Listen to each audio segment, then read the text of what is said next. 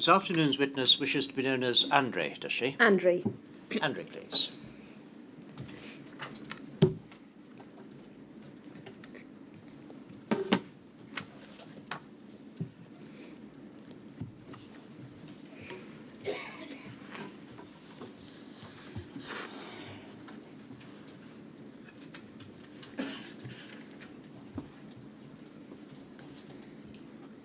Please state your full name. Okay. My full name is Androulia, Andreou. And take the book in your raised hand and repeat after me.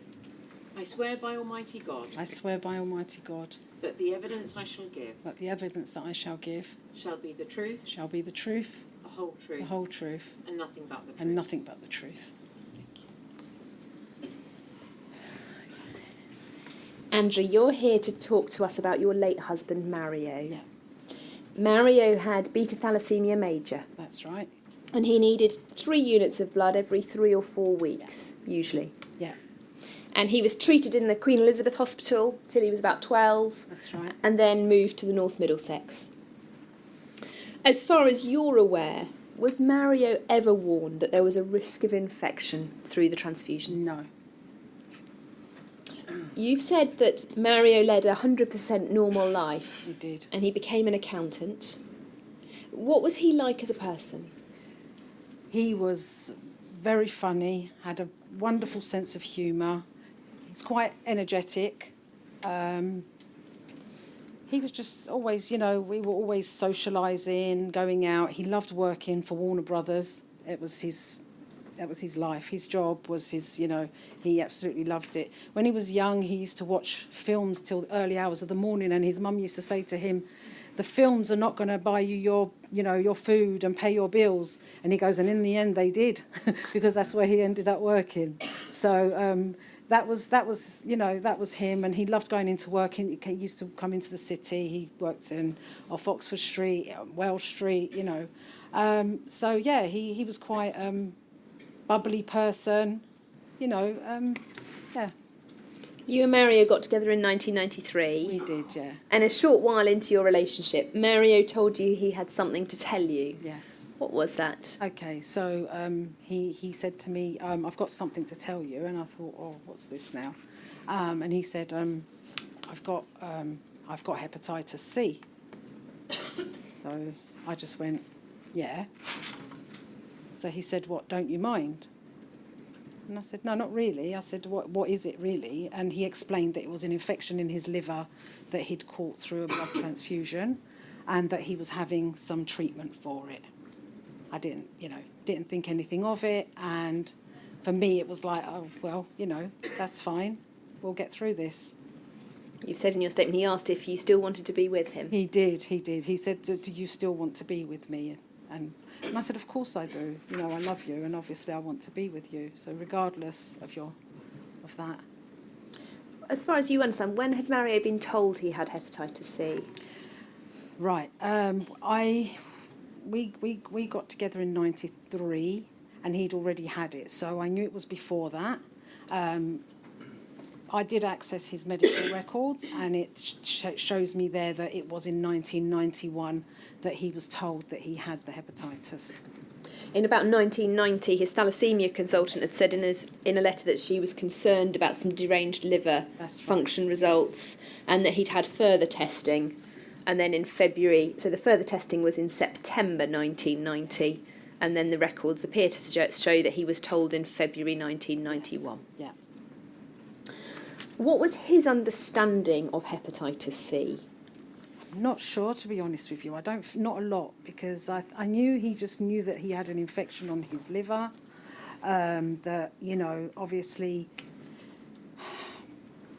that it could be dangerous, but obviously he was told that with treatment it would go away. And they asked him if he would like to go ahead with the treatment, and he did agree to it, because he thought that obviously if I'm going to have this injection, and then the hepatitis C is going to clear. You've said in your statement you don't think he was either advised or understood the serious nature of the infection. No, I don't think he did, to be honest with you.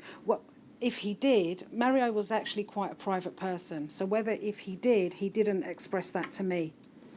So he might have been told information that I don't know about, and just kept it inside him and didn't really express. I remember, as I say, I'm not sure how much information was actually given to him, so I'm assuming it not a lot because of. But I remember, even before we had children, he did say to me, if we ever have children, and anything does happen to me, do you promise to still take them to see my parents? And I said, yeah, of course. I said, why would you even ask me a question like that, you know? So whether he did have more information, I don't know. But I just think it was that fear, because obviously, as well as thalassemia, which was life-threatening, he now had hepatitis C, which was also life-threatening. So, you know, he probably just saw it as, well, I don't know how long I've got to live. And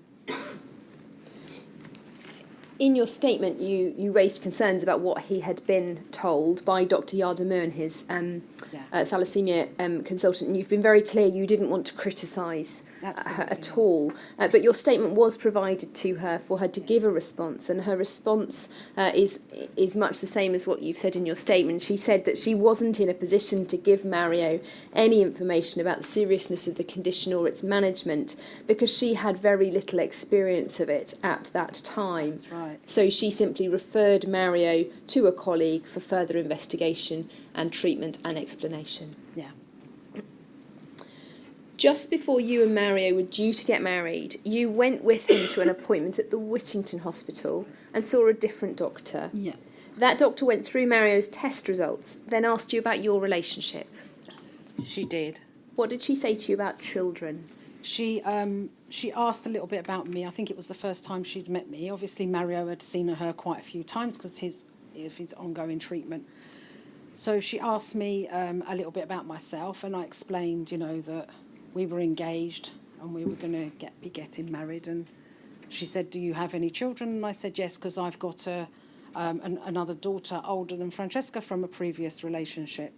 And I said, "Yes, I've got a 3-year-old daughter," because my other daughter was 3 years old at the time. And she just went, "Oh, well, there's no need to have any more children then." And that was it. I didn't question it at the time. I think I was quite taken aback. I was quite naive as well. You know, this was all new to me. I didn't know about the hepatitis. I didn't know, you know, so it just kind of like... But then when I got home, I started thinking about it, and I was thinking, why would she say that? Why would she tell me not to have any more children, you know? But then I thought, if it was serious, wouldn't they have explained it to me? But that was it. I kind of forgot about it after that, and we went on and we had our family and what have you. So it didn't... But it did niggle my mind as to why she would say that. And your statement's been provided to that doctor, and we're waiting to see if there will be a response. Can you tell us a little bit about what the emotional and impact on Mario's mental health was of that diagnosis of hepatitis C, just at the very point of the early days? Mario found it very hard to cope with the fact that he had beta thalassemia. Mario was a lively person. He was the life and soul of any party. In fact, he used to do DJing and things like that.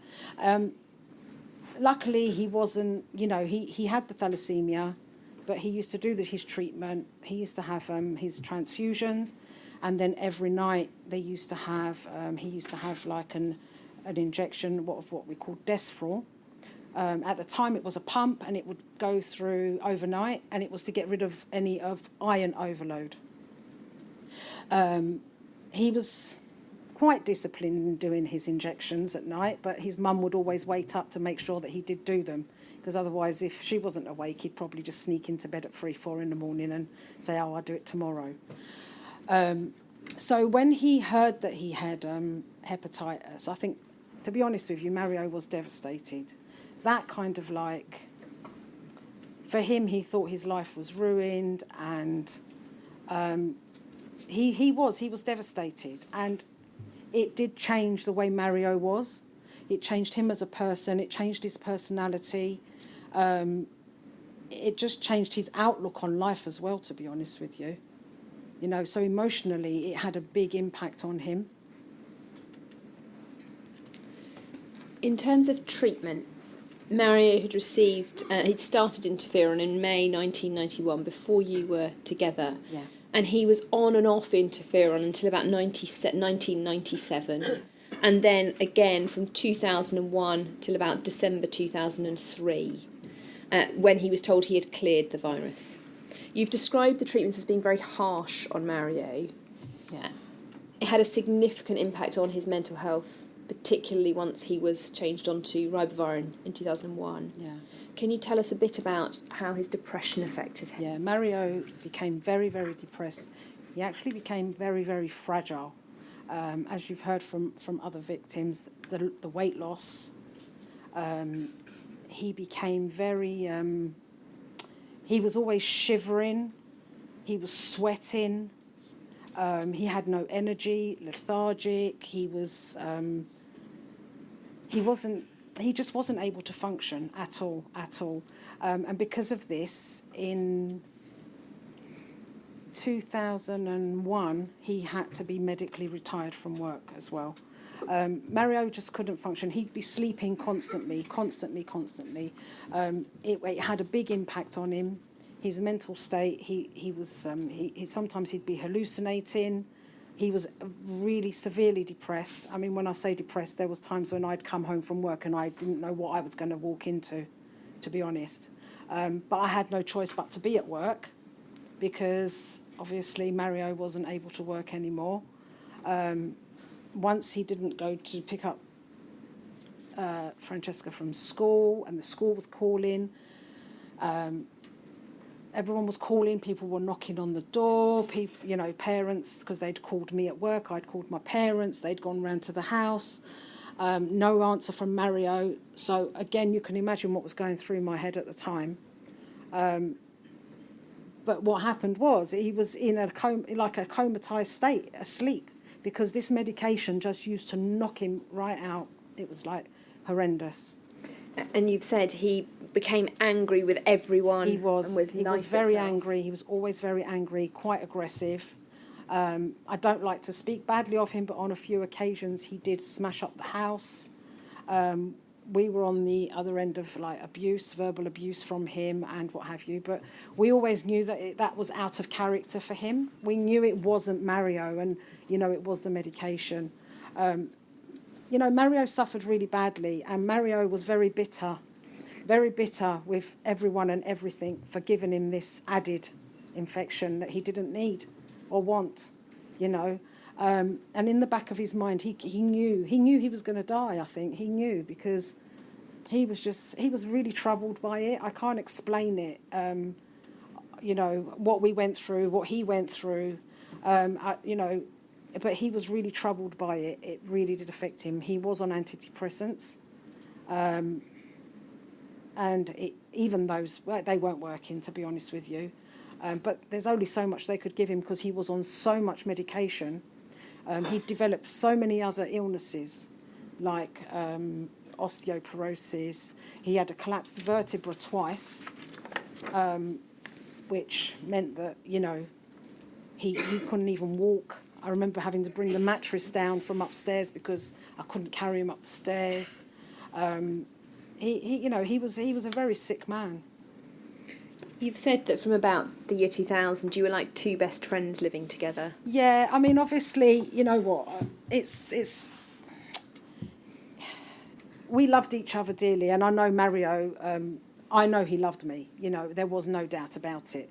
But unfortunately, we were just like friends living together eventually because, Mario's, physically he wasn't able, anymore. And for me, that was my husband, and I was just going to, stand by him. And we went through whatever we went through together. We were like best friends, and he was my best friend. As well as my husband, he was my best friend. And, every household has its ups and downs. But unfortunately, ours were a little bit more than the usual because of the situation with this hepatitis C. Every time he was on on another run of interferon, life was very hectic in our household. And I always used to try and make a joke of it. And I used to say to him, is that interferon interfering again? So we used to try and make a little joke out of it to try and sort of lighten it a little bit. But it was very, very hard, very hard. And the intimate side of your relationship you described came to an end. It did, yeah. And Mario eventually became incontinent and would sleep on the sofa. Yeah, at the beginning, I just thought it was because he was falling asleep on the sofa. And I just thought, well, he's watching TV, he's not working, I've got to get up for work in the morning. So 9:30, 10 o'clock, I'd be up in bed. And I think, oh, well. And at the beginning, I used to actually come to wake him up. So I used to say, like 3, 4 in the morning, I'd realise he wasn't in bed yet. So I'd get up, come down, and I'd be like, come on, Mario, you've got to come to bed. And he'd go, oh, I'm coming in a minute. And then I'd go back to bed, and then he'd stay down there. And then most mornings I'd get back up and I'd see the washing machine going. And I'd be like, why are you putting washing on? Oh, I was really sweating, and the blankets were wet and what have you. It was only after I realised that it was because he was actually, not able to control his bladder, and what have you, and that. So I never bothered him about it. I just let him get on with it,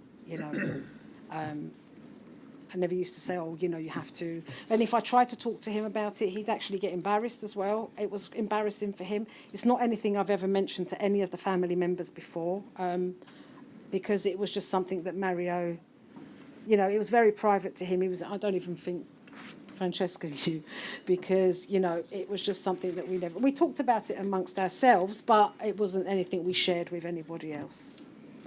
The emotional impact on you during this time was very significant. It was, yeah. Can you tell us about that? Yeah. Obviously, it was, at the time, it wasn't about me. It was hard. It's hard to describe. It wasn't about me. This was about Mario. It was very, very hard. It was very hard to cope with it. I was there for him. I wanted to help him. I wanted to support him. I wanted to be able to, get rid of this horrendous disease for him, but obviously I couldn't. I worked very, very hard. Sometimes I'd leave one job and go on to another just to try and make ends meet. I had the children who were still little. Luckily, I had childcare because my mother and my mother-in-law both helped with looking after the children when they were younger. However, when Mario was medically retired, he took over picking the children up from school. It was hard because Mario was so angry. He was always so angry about what happened to him. He did take it out on me most of the time. He did. And emotionally, I was exhausted. I was getting depressed. I was trying to cope. I was trying to run the household. I was trying to sort my children out. He was, he could be quite abusive. And then I know that he didn't mean it. And then there'll be times when, we'd both be sort of like crying together, trying to sort this situation out together. I was trying to reassure him that everything's going to be fine. Once the disease is gone, oh, there he is. Once the disease is gone, everything's going to go back to normal. And it was very, very hard. I did find it quite, at the time, I felt like I needed help myself. I'd go and lock myself in my bedroom and I'd cry most of the night. I didn't want to show him how upset I was. And you wanted things to go back to normal, Yeah. and for Mario to be like the man on the photo that we've just I put used to up. spend a lot of time on my own crying. I never used to want to show the children. I used to try and show them that I was strong and that I could deal with this. And I needed Mario to be. He was the one that was actually going through what he was going through, so I didn't have a right to complain. That's how I felt. There was it wasn't about me. This was about Mario. And I don't think I had the right to complain about myself or anything like that. There were times when he really upset me. There were times when he really did upset me, and I threatened him with divorce and, said to him, that's it. Or I'd ring his brother and say, that's it, I'm divorcing your brother because he's, behaved like this or whatever. But deep down, that never, ever happened because we both knew that would never happen, Mario was the love of my life. It actually, I've put in my statement as well that it was a little love story, which is something that we actually did meet in 87. And we went out for a couple of years. And then due to certain personal circumstances, it never worked out. And we separated, and then we got back together 5 years later. And then Monday just gone would have actually been our silver wedding anniversary. So, that's, and we did go through what they say, was it thick and thin, sick and sin? So. It also had a significant impact on your daughter, and she became reluctant to go to school. She did, yes. What was she saying at school? What was happening at school? She would always cry. She was constantly crying. You'd go to drop her off at school. She didn't want to stay there. She wanted to come home. She wanted to be at home. She was like, and I was like, you've got to go to school. I'd end up dropping her off at school and ended up in the office crying my eyes out as well. Colleagues saying, what's wrong? And I'd be like, dropped off Francesca again today, and she was hysterical. I don't know what to do. And this went on for like 7 years. It was like a long time. It was like from nursery up until about year 3 or 4. Yeah, but obviously it was quite... And then one day, I can't remember, I think she was around year 2 or 3, or I can't remember. About 6 or 7. Yeah, she was about 6 or 7 at the time. And the teacher said, can I speak to you? And I said, yeah. She said, we're a bit worried about Francesca because she says that she needs to go home because her dad's disabled and she has to look after him. And then it kind of like dawned on me that that's probably why she's been crying and didn't want to go to school. And, little scenarios where he wasn't picking her up on time because he'd fallen asleep or, But the thing is, we tried to keep life as normal as possible for Mario because I didn't want him to... When Mario not lost his job, but because he was medically retired because of the illness, Mario lost his confidence. And Mario was a very confident person. I mean, he was very confident, He lost his confidence. He didn't want to socialise anymore. He didn't want to see anybody. He didn't want to go out. He was just kept to himself. And, so we tried to keep things as normal. So pick up the children from school, come home. If there was anything that needed doing, like a club that they went to, maybe he could drop them off because I was working. He tried to do some gardening and things like that. But with Francesca here, yeah, it did affect her, obviously. And not only him being ill affected her, but also the way he was with us sometimes, because of the aggression, because of the medication. The interferon was a really, really nasty drug. It was a really nasty drug. I can't explain. I mean, I can explore. I don't need to because there's people here. They all know about this interferon. And Mario was on that interferon for a long time, 12 years on and off on the interferon. Some people just do 6 months, a year. He was on it for the best part of 12 years before they actually said that the liver had cleared. That medical retirement that you spoke of happened in about 2001. Yes. And you've said in your statement that retiring initially was a relief. It was for him because he couldn't physically get up to go to work anymore. He started driving to work before he was medically retired. He couldn't get on the tube anymore. That was just a no-go for him. It was impossible. But even waking up in the mornings became really hard for him. He couldn't wake up. If he was doing, if he'd had the interferon, we used to inject him. I used to administer the injections. It was either in his belly or his thigh or wherever wasn't sore anymore. The next day, he just couldn't move, to be honest with you. And because he used to just want to go into work, he'd go into work, sweating, shivering. It was almost like a really severe flu symptoms. Couldn't hold himself up. And so he used to drive to work in the end. He used to go and park up near there. Back then you could park in certain places. You can't now. But, so, yeah, sorry, I forgot what we were. It became a relief to retire. So for him, obviously, not going to work now, being signed off sick, because at first he was signed off sick.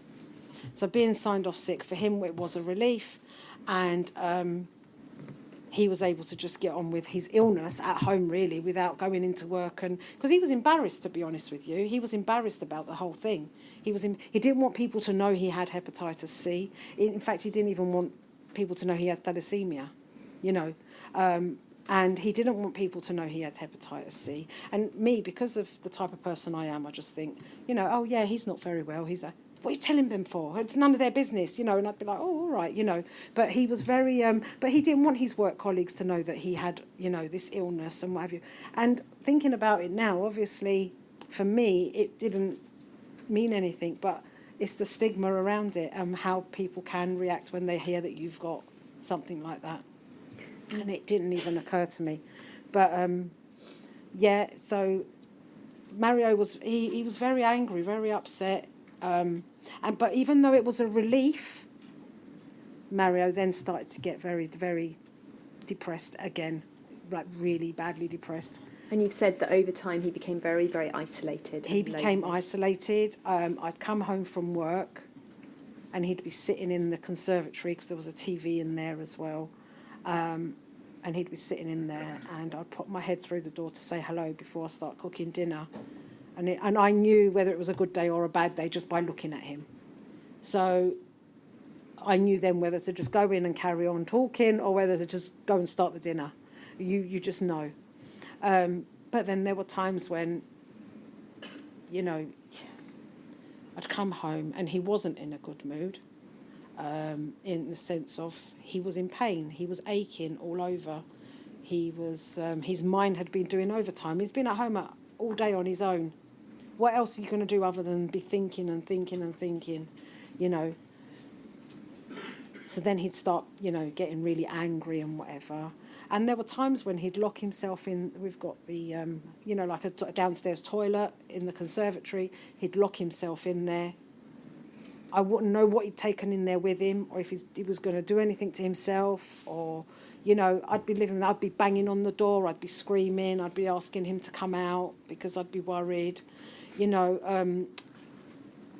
But, you know, he used to just, and eventually he used to come out, and I'd be like, what did you take in there? Have you taken anything? Have you, you know? And it was horrible. It was horrible for him and for me, because it was almost like I was accusing him of doing things as well, which he actually wasn't doing. And financially, the effect of him retiring meant that you really had to be working full time. You were the main breadwinner. I was the main breadwinner. And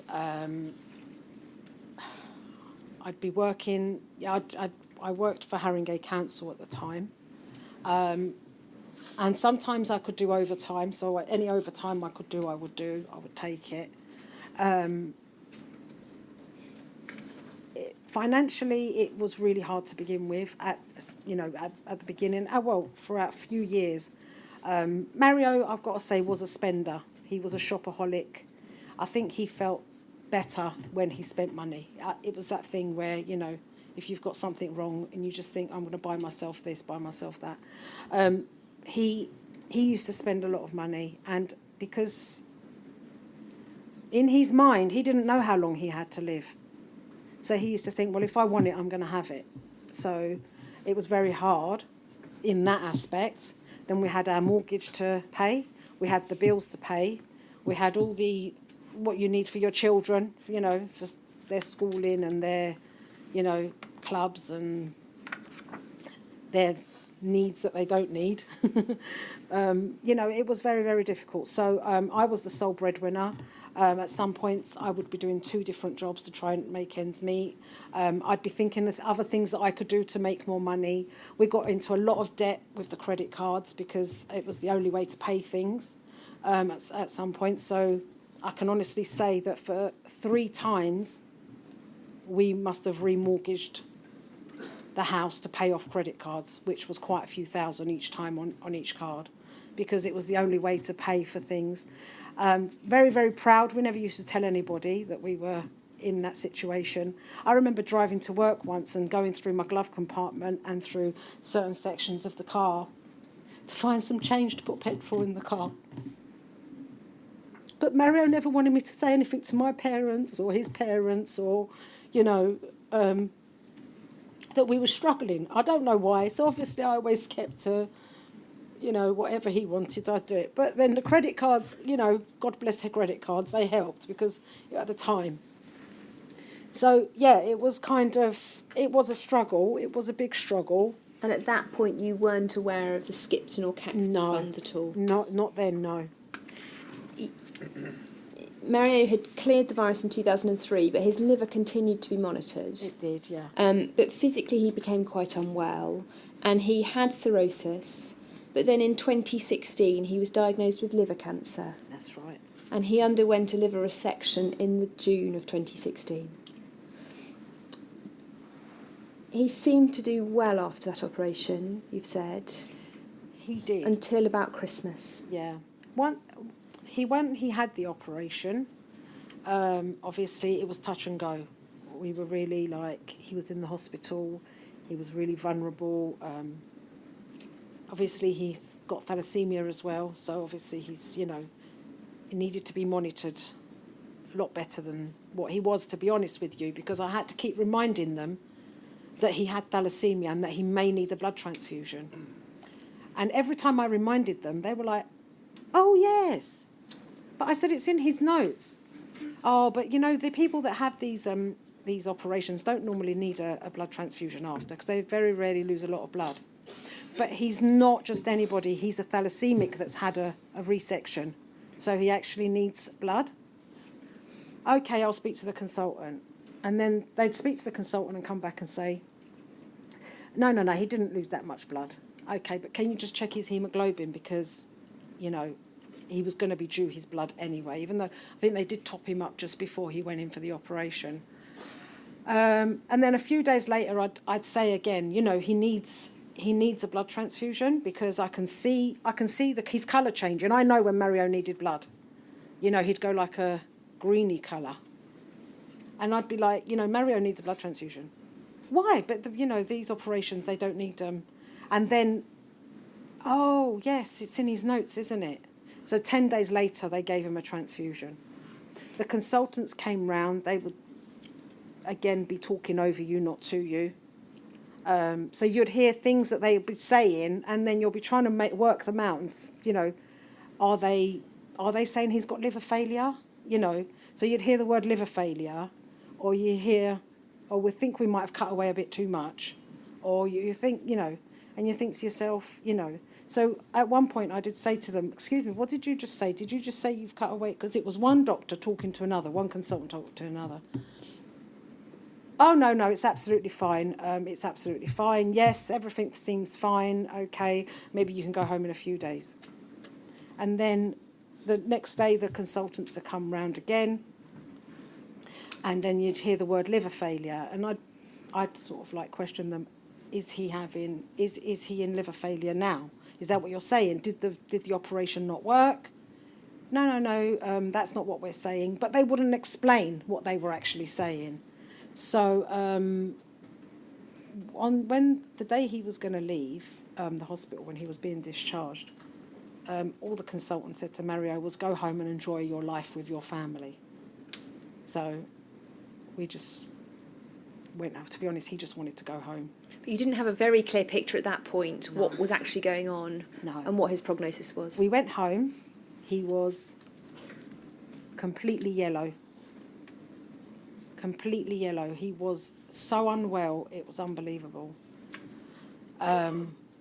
We got a phone call from the hospital that afternoon to say that the results that the blood they'd taken that morning had come back to show that his bilirubin was sky high and he needed to come back to the hospital.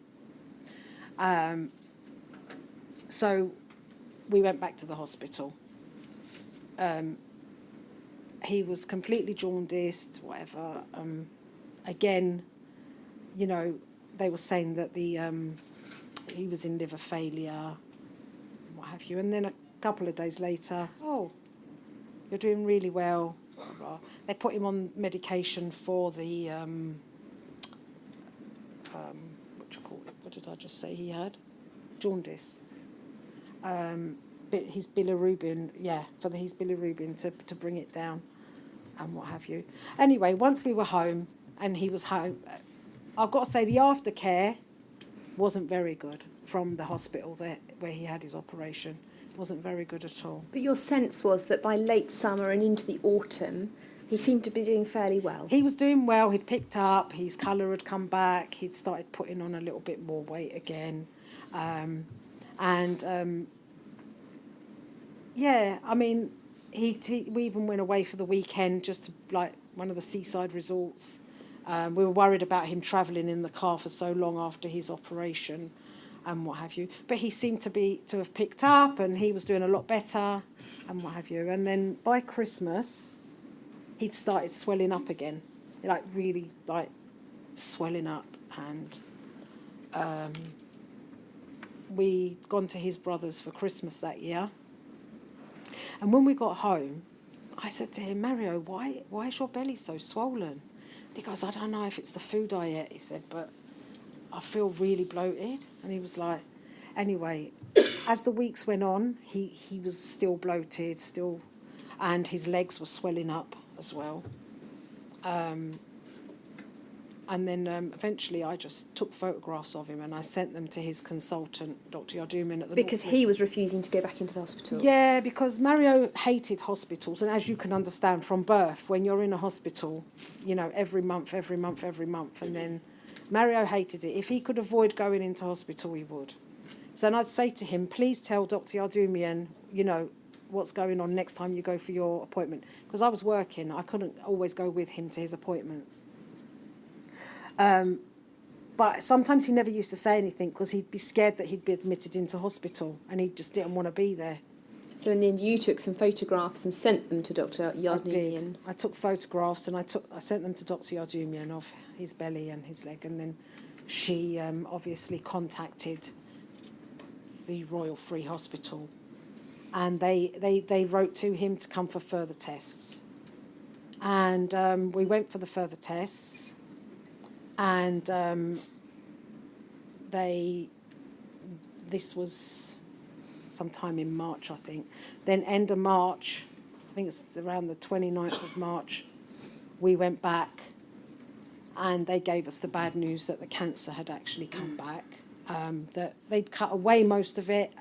Well, they thought they'd cut away most of it, but some part of the liver still had cirrhosis on it, and now that had got cancer on it too. And then we were to go back the week after. They said to come back 1 week later and they will discuss medication or treatment for it. So we were like, you know, hopeful that he was going to have some treatment and hopefully it would stop the cancer from growing or, you know, spreading and getting worse, or hopefully cure it. But when we got there, they just said that, you know, there was nothing else they could do. It was just a matter of time now. But Mario said, but you were going to give me some tablets. And they said, no, nothing's going to help this now. There's nothing we can do. I'm ever so sorry. You know, it was just, I don't know. Then Mario wanted to know how long he had to live. And I did say to him, it's entirely up to you if you want to ask that question, but I don't think you should. And he said, no, I want to know. I said, it's up to you. Anyway, he asked them and they said up to 6 months. Well, that hit us like a ton of bricks. We came out of that hospital and we were just like, I don't know, we were just like two zombies walking around the hospital, to be honest with you. I had to come home and tell my daughter and my other daughter that, you know, he didn't have long to live.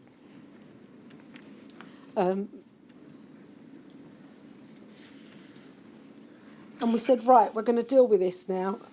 You know, obviously we started ringing around the family to tell them that this is what, you know, the results of today and this is what they'd said and what have you. But to be honest with you, Mario finding out that he only had 6 months to live, if that was what it actually killed him, because 3 weeks later he died. That, he just gave up. He gave up completely. There was nothing that... He just lost all hope and, you know, anything he had that he wanted to do...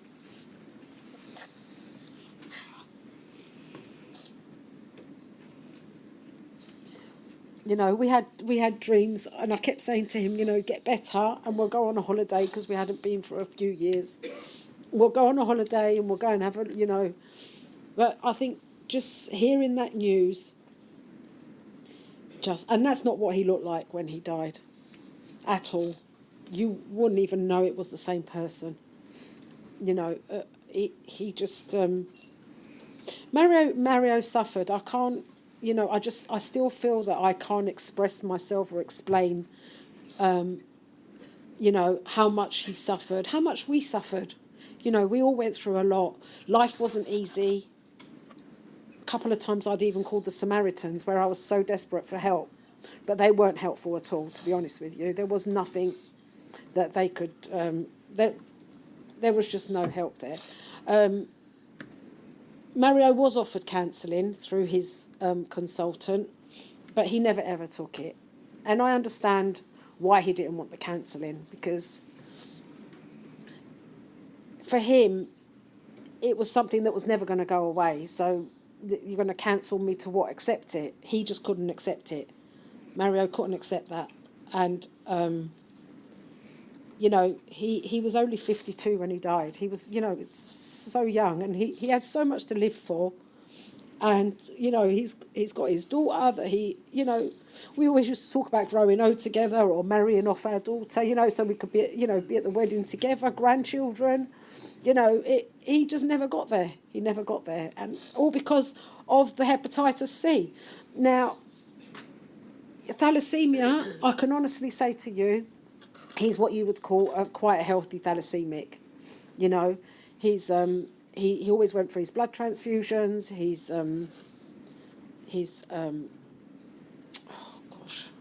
ferritin, which is the iron level, was always quite good. The only time maybe that might go up was when he was on the interferon, because it would interfere with all the other medications that he was on. He developed so many illnesses I can't even explain to you. You know, he throughout all this he was hallucinating. He was hallucinating. He was aggressive. He was tearful. Suicidal. You know, he was suicidal. Whatever I say to you, the man was suicidal. And I was beside myself, because I never ever knew what I was going to come home to be honest with you. You know, and it was very, very difficult. I'd try and phone him from work as many times in the day as I could, just to speak to him, maybe, you know. There was a few times when he was able, when he was feeling physically well, he'd get up, he got a dog to keep him company, take the dog for a walk.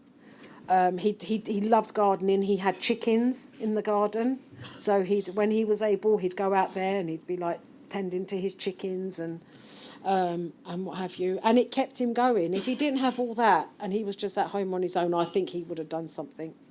But you've said that news of that he just had 6 months to live completely crushed him. It did. And at that point, you also decided to stop work. I did. And went on unpaid leave. Yeah. But you had to go back to work 6 weeks after Mario died, because financially you were struggling. Yeah. And you've said you feel you didn't have the chance to grieve No. because you had to go back so quickly. Yeah. You've since had to stop work because you've suffered depression. I have, yeah. And continue to suffer very severe flashbacks. I have. I've been to the doctors a couple of times about it. They did offer me the medication, you know, I didn't want to take medication, and I said I would deal with it, but I'd go to bed at night, and I can guarantee you I sleep. I sleep really, really well, and I won't wake up until the alarm wakes me up. But yet I was getting up in the morning and I felt like I hadn't slept all night.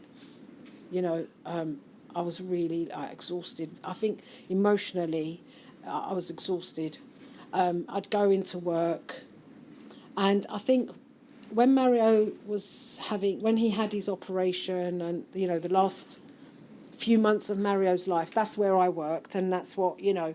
So because it was a very quiet office, there was only 2 of us that worked there. You haven't got that hustle and bustle of an office, people coming in, lots of conversations and what have you. So I would get loads of flashbacks, constant flashbacks of his operation, the Royal Free Hospital, the phone calls, even flashbacks of the nutritionist calling me to tell me what he needs to drink, what he needs to eat, what he needs to, it was all coming back to me. And then I'd be picturing him sitting outside. He'd sneak outside in the hospital because he was a smoker and he needed a cigarette, and I'd be picturing him sitting outside, sending me over to Starbucks to go and get him a coffee and all these things that he loved in life. Mario was he just loved everything. He was just, a man full of life, really. But the hepatitis C just took it away from him and from me. Your daughter's also struggled, Francesca, since her dad died. We won't go into detail about that, but you applied to the EIBSS for funding for counselling for her, and that was refused. It was, yeah. Because they said they don't fund anything for other members of the family. Yeah. When you explained that it was her dad who died, they asked for a lot of further information, including a letter from the GP and other documentation. And at that point, you simply couldn't face providing the documents. No, they wanted so quotes. Left it.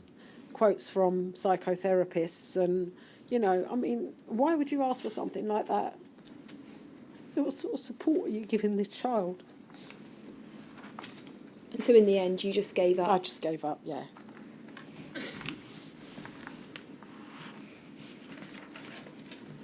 And you remain off work. At the moment, I am planning to be working very soon and hoping to start. I've already started putting in place something so I can work part-time.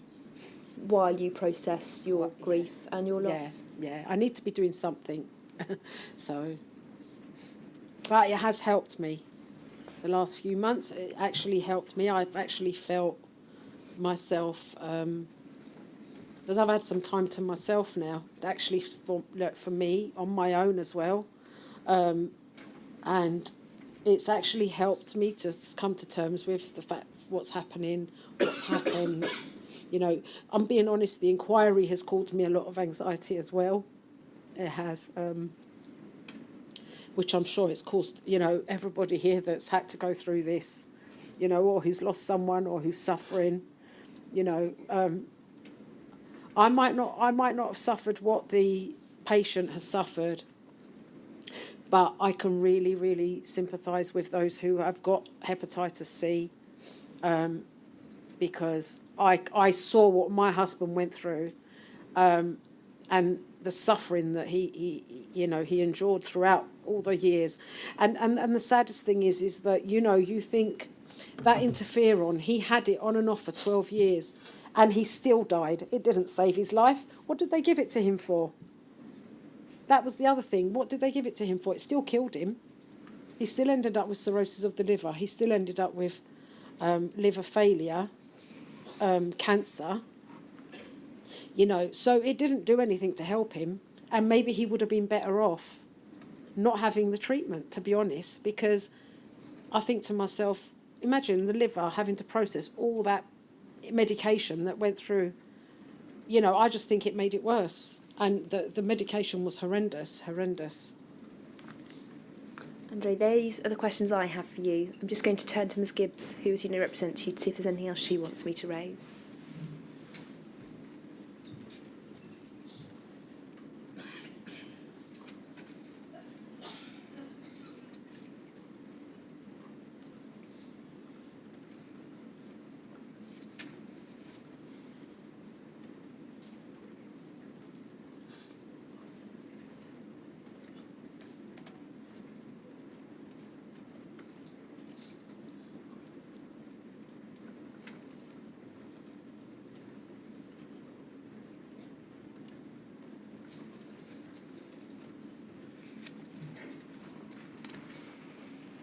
Just two things Ms Gibbs would like me to raise with you.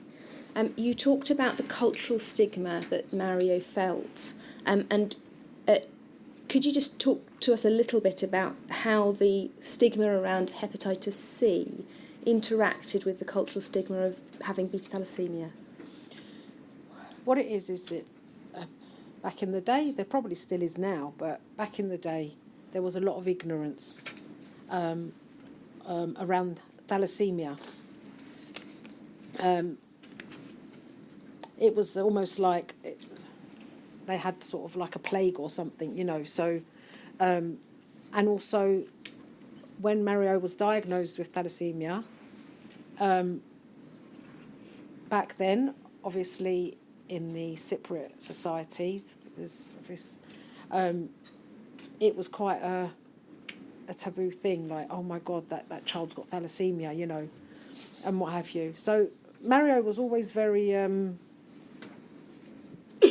you know, he didn't want people to know he had it, and he was, in case obviously it affected his relationships with some people, or in case some people, you know, but there was a big stigma around it. There was a lot of ignorance around it. Everyone just assumed, oh, they'll be dead soon. You know, they've got thalassemia, they'll be dead soon. So, you know, and what have you. And I think for Mario, growing up with the thalassemia, which he hated having, he hated it with a passion. And I can honestly say, some people might have, and they've learnt to cope with it and whatever. Mario found it very hard to cope with the fact that he had anything wrong with him. But he did, you know, very well. And then to find out that he also had hepatitis C, it actually, you know, and there is a stigma around it. If you think about it, you can't get life insurance. You know, you can't, certain travel insurance, you're probably paying through the roof to go on holiday. In terms of culturally, though, in Well, the culturally, Cypriot community? Yeah, Cypriot community were very ignorant to other people's, you know, if your child wasn't well, you know, some people would actually, you know, like turn your nose up or don't play with that child or don't, you know. So, yeah, for Mario, it was hard, and he didn't want people to know that he had thalassemia. Obviously, not everybody, there was people that did know, but he just didn't think it was necessary for anyone to know. And you mentioned that Mario was offered some psychological support when he was unwell. While Mario was alive but unwell, were you offered any support? No.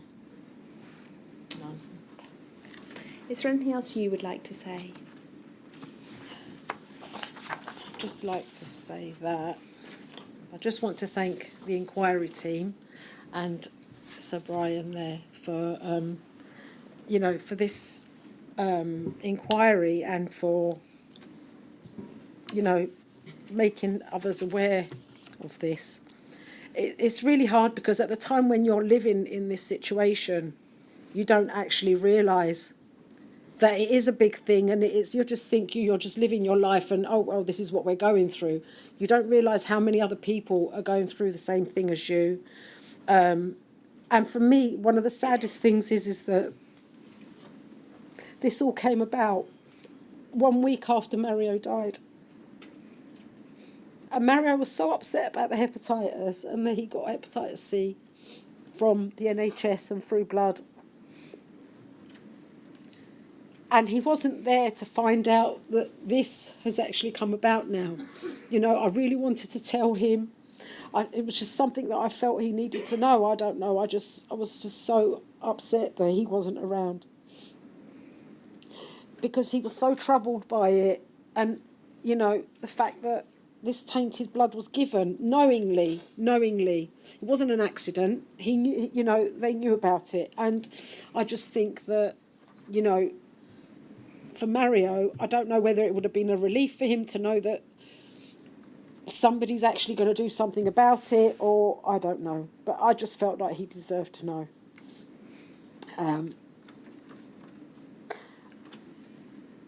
But anyway, I just hope that, you know, through time, you know, this inquiry will, you know, give us the answers that we want. Justice, you know, answers to, you know, why was this blood given? Why was it given? If they knew it was no good, why was it given? You know, who decided to give it? Who said, yes, go ahead and just give it? You know, that person, you know, they've not got a conscience now? I don't know. It's just, I just think there's a lot of questions and a lot of answers, you know, that need to be clarified. And, you know, I just I just think for everybody's sake here that, you know, there is justice at the end of it, you know. And I just think here that, you know, she's lost her dad, not through thalassemia, you know, but through something. So where they were trying to help on the one hand, they ended up killing him anyway. So that's how it feels, you know. His parents, you know, have lost their son. They've buried their son. Not something they wanted to ever do in their life, you know. His sister, his brother, they've lost their someone dear and close to them. You know, he's left behind like little nephews and nieces that he adored. Family members, other children, you know, godchildren that he's got. You know, Mario was so full of life, you know, to begin with, that he wanted to be around for all these people and to see and to be able to enjoy them. Mario lost everything, his confidence, his self-esteem, his self-respect. Honestly, everything has gone, and that's all because of this illness, because of the hepatitis C. But I just wanted to say thank you for hearing us and for giving us that opportunity to tell you what we've gone through, what, you know, my husband went through, and what we're going through now. You know, it's not easy living without him. He would have been a grandfather now, he doesn't even know. You know, it's just kind of, it's all very sad. And I just hope that there's justice at the end of it. Well, you said in the course of your evidence that you can't explain how he suffered, how we suffered. That's what you said. I think you have done a pretty good job of telling us, a matter of fact, how you dealt with everything that was dealt out to you and to him and to Francesca. And I can only thank you for giving us that and that insight into what it was like to have not only hepatitis C, but have it on the back of beta thalassemia. Yes. So thank you for that, and for dealing also with what was obviously painful at times to tell us.